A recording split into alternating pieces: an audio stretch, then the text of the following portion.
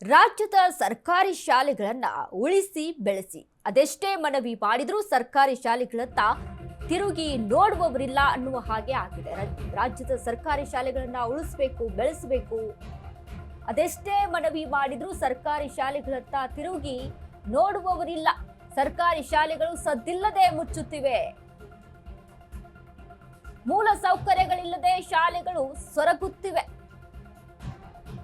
ಶಾಲೆ ನಂಬಿಕೊಂಡ ಶಿಕ್ಷಕರ ಜೀವನ ಬೀದಿಗೆ ಬರ್ತಾ ಇದೆ.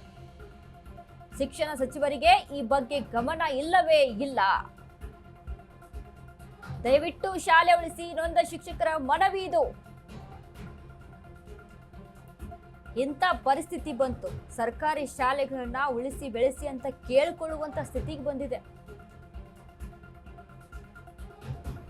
ಸರ್ಕಾರಿ ಶಾಲೆಗಳೆಲ್ಲ ಮುಚ್ಚುತ್ತಾ ಇದಾವೆ, ಈಗ ಕ್ಲೋಸ್ ಆಗ್ತಾ ಇದಾವೆ. ಯಾಕೆ ಅಂತಂದ್ರೆ ಮಕ್ಕಳಿಲ್ಲ, ಮಕ್ಕಳು ಬರ್ತಾ ಇಲ್ಲ ಅನ್ನುವಂಥ ರೀಸನ್. ಸರಿಯಾದ ವ್ಯವಸ್ಥೆ ಮಾಡಿಕೊಟ್ರೆ ಯಾಕ್ರಿ ಮಕ್ಕಳು ಹೋಗಲ್ಲ, ಕಲಿಯಲ್ಲ? ಯಾಕೆ ಖಾಸಗಿ ಶಾಲೆಗಳಿಗೆ ಅಷ್ಟಷ್ಟು ಲಕ್ಷ ಲಕ್ಷ ಹಣ ಸುರಿತಾರೆ? ಎಲ್ಲ ಕೂಡ ಪೇರೆಂಟ್ಸ್ಗಳು, ಪೋಷಕರು ಯೋಚನೆ ಮಾಡುವಂಥದ್ದು ಸರಿಯಾದ ಎಜುಕೇಶನ್ ಸಿಗಲಿ ನಮ್ಮ ಮಕ್ಕಳಿಗೆ ಅಂತ. ಆ ಒಂದು ನಿಟ್ಟಿನಲ್ಲಿ ಎಲ್ಲಿ ಸರಿಯಾದ ಎಜುಕೇಶನ್ ಇದೆ ಅನ್ನುವಂಥದ್ದು ಗೊತ್ತಾಗುತ್ತಾ ಅಲ್ಲಿ ಹೋಗಿ ಶಾಲೆಗೆ ಸೇರಿಸ್ತಾರೆ.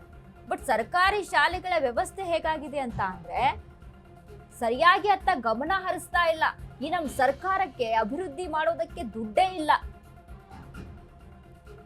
ಏನಾದ್ರೂ ಹೇಳಿದ್ರೆ ಇದೇ ನಮ್ಮ CM ಸಿದ್ದರಾಮಯ್ಯ ಅವ್ರು ಹೇಳ್ತಾರೆ, ದುಡ್ಡು ಎಲ್ಲಿದೆಯಪ್ಪ, ದುಡ್ಡು ಯಾರು ಕೊಡ್ತಾರಪ್ಪ ಅಂತ. ಯಾರು ಕೊಡಬೇಕು? ಜನ ಕೊಟ್ಟಿರುವಂತ ದುಡ್ಡು ಎಲ್ಲಿ ಹೋಯ್ತು? ಇವೆಲ್ಲವೂ ಕೂಡ ಪ್ರಶ್ನೆ ಆಗುತ್ತೆ. ಬಟ್ ನೋಡಿ, ಸರ್ಕಾರಿ ಶಾಲೆಗಳು ಮುಚ್ಚುವಂತ ಪರಿಸ್ಥಿತಿಗೆ ಬಂದು ನಿಲ್ತಾ ಇದೆ. ಸರ್ಕಾರಿ ಶಾಲೆಗಳು, ಸರ್ಕಾರಿ ಆಸ್ಪತ್ರೆಗಳು ಯಾಕೆ ಮುಚ್ತಾ ಇದ್ದಾವೆ? ಸರ್ಕಾರಿ ಶಾಲೆ, ಸರ್ಕಾರಿ ಆಸ್ಪತ್ರೆಗಳು ಈಗ ಎಲ್ಲಿ ದುಡ್ಡು ಮಾಡಬಹುದು ಅಂತ ಚೆನ್ನಾಗಿ ಗೊತ್ತಿದೆ. ರಾಜಕಾರಣ ಹೇಗೆ ನಡೀತಾ ಇದೆ ಅಂತ ಅಂದ್ರೆ, ಎಷ್ಟೋ ರಾಜಕಾರಣಿಗಳ ಒಂದು ಹಿನ್ನೆಲೆಯನ್ನ ತೆಗೆದು ನೋಡಿದಾಗ ಒಂದಾದ್ರೂ ಶಾಲೆ ಇರುತ್ತೆ, ಒಂದಾದ್ರೂ ಹಾಸ್ಪಿಟಲ್ ಇದ್ದೇ ಇರುತ್ತೆ ನಮ್ಮ ರಾಜಕಾರಣಿಗಳದ್ದು. ಯಾಕಂತ ಅಂದ್ರೆ ದುಡ್ಡು ಎಲ್ಲಿದೆ? ಸರ್ಕಾರ ದುಡ್ಡು ಎಲ್ಲಿ ಮಾಡಬಹುದು? ರಾಜ್ಯದಲ್ಲಿ ಯಾಕೆ ಎಜುಕೇಶನ್ ಮತ್ತು ಹಾಸ್ಪಿಟಾಲಿಟಿ ಫ್ರೀ ಆಗಿ ಕೊಡಲ್ಲ? ಇದೇ ಸರ್ಕಾರ ಹೇಳ್ತು ಪಂಚ ಗ್ಯಾರಂಟಿಗಳನ್ನ ಕೊಟ್ಟಿದೀವಿ ಅಂತ. ಪಂಚ ಗ್ಯಾರಂಟಿಗಳನ್ನ ಕೊಟ್ಟಿದೀವಿ, ಶಕ್ತಿ ಯೋಜನೆ, ಗೃಹಲಕ್ಷ್ಮಿ, ಇವನ್ನೆಲ್ಲ ಕೊಟ್ಟಿದೀವಿ ಅಂತ. ಆದ್ರೆ ಯಾಕೆ ಎಜುಕೇಶನ್ ಅಲ್ಲಿ, ಹಾಸ್ಪಿಟಾಲಿಟಿಯಲ್ಲಿ ಫ್ರೀ ಆಗಿ ಕೊಡ್ತಾ ಇಲ್ಲ ಅನ್ನುವಂಥ ಪ್ರಶ್ನೆ ಮೂಡ್ತಾ ಇದೆ. ಶಿಕ್ಷಕರು ಮನವಿ ಮಾಡ್ಕೊಳ್ತಾ ಇದ್ದಾರೆ.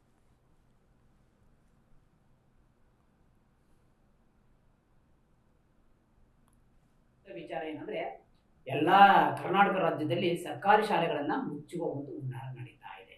ಅಲ್ಲಿರುವ ಮಕ್ಕಳ ಸಂಖ್ಯೆ ಕಡಿಮೆ ಆಗ್ತಾ ಇದೆ. ಆದ್ರಿಂದ ಅಲ್ಲಿರೋ ಸರ್ಕಾರಿ ಶಾಲೆಯನ್ನ ಮುಚ್ಚಿ ಬೇರೊಂದು ಕಡೆಗೆ, ಅಲ್ಲಿರುವಂತಹ ಮಕ್ಕಳನ್ನು ಬೇರೊಂದು ಕಡೆಗೆ ವಲಸೆ ಹೋಗುವಂತ ಒಂದು ಕಾರ್ಯಕ್ರಮವನ್ನ ಈಗಿನ ಸರ್ಕಾರಗಳು ಕೈಗೊಂಡಿವೆ. ದಯವಿಟ್ಟು ಇದನ್ನು ಕೈಬಿಟ್ಟು, ಯಾಕೆ ಸರ್ಕಾರಿ ಶಾಲೆಯಲ್ಲೇ, ಹಳ್ಳಿಗಳಲ್ಲೇ ಸರ್ಕಾರಿ ಶಾಲೆಯಲ್ಲೇ ಮಕ್ಕಳನ್ನು ಓದಲಿ ಅಂತ ನಾವು ಒಂದು ಉದ್ದೇಶವನ್ನು ಇಟ್ಕೊಂಡಿದ್ದೀವಿ. ಉದ್ದೇಶ ಏನಿಲ್ಲ, ಆಗಿನ ಹಿರಿಯರು, ಅಲ್ಲಿನ ಮುಖಂಡರು ಸೇರಿಕೊಂಡು ಪ್ರತಿಯೊಂದು ಹಳ್ಳಿಗೂ ಸಹ ಒಂದೊಂದು ಶಾಲೆಗಳು ಬೇಕು ಅಂತ ಎಷ್ಟೋ ಹೋರಾಟವನ್ನು ಮಾಡಿ ಶಾಲೆಗಳನ್ನು ತಂದಿರ್ತಾರೆ. ಯಾಕೆ ಆ ಶಾಲೆಗಳನ್ನು ತಂದಿರ್ತಾರೆ? ಉದ್ದೇಶ, ನಮ್ಮಲ್ಲಿರುವಂಥ ಮಕ್ಕಳು ಬೇರೊಂದು ಕಡೆಗೆ ಹೋಗದೆ ಇಲ್ಲೇ ಕಲಿತು ಆ ಊರಿನ ಒಂದು ಅಭಿವೃದ್ಧಿಗೆ ಒಂದು ಸಹಕಾರ ಮಾಡಲಿ ಎನ್ನುವ ಉದ್ದೇಶದಿಂದ ಒಂದು ಶಾಲೆಗಳನ್ನು ಆರಂಭ ಮಾಡಿರ್ತಾರೆ. ಆದರೆ ಈ ಬರುವಂತಹ ಸರ್ಕಾರಗಳಾಗಿರ್ಬೋದು, ಬರುವಂತಹ ಅಧಿಕಾರಿಗಳಾಗಿರ್ಬೋದು, ಒಂದೇ ಕಡೆಗೆ ಮಕ್ಕಳನ್ನು ಕೊಂಡೊಯ್ಯುವುದು ಅದು ಉದ್ದೇಶ ನನ್ನ ಪ್ರಕಾರ ಸರಿ ಇಲ್ಲ. ಏಕೆಂದ್ರೆ ಆ ಮಕ್ಕಳನ್ನ ಬೇರೊಂದು ಕಡೆಗೆ ಕರೆದುಕೊಳ್ಬೇಕಾದ್ರೆ ಒಂದು ಸಾರಿಗೆ ವ್ಯವಸ್ಥೆ ಮಾಡಬೇಕಾಗತ್ತೆ.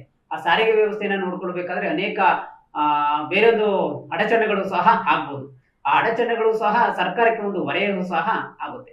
ದಯವಿಟ್ಟು ಇಲ್ಲಿರುವಂತಹ ಶಾಲೆಗಳನ್ನ, ಹಳ್ಳಿಗಳಲ್ಲಿರುವಂತಹ ಶಾಲೆಗಳನ್ನ ಗುಣಮಟ್ಟವನ್ನ ಕಾಪಾಡಿಕೊಂಡು ಶಿಕ್ಷಕರಿಗೆ ತರಬೇತಿಯನ್ನ ನೀಡಿ ಅಲ್ಲಿರುವ ಶಾಲೆಗಳಿಗೆ ಉತ್ತಮ ರೀತಿಯಾದಂತಹ ಒಂದು ವ್ಯವಸ್ಥೆಯನ್ನು ಕಲ್ಪಿಸಿಕೊಟ್ಟು ಅಲ್ಲಿನ ಶಾಲೆಯನ್ನು ಉಳಿಸಿ ಅಲ್ಲಿನ ಮಕ್ಕಳಿಗೆ ನೆರವನ್ನು ಹಳ್ಳಿಗಳ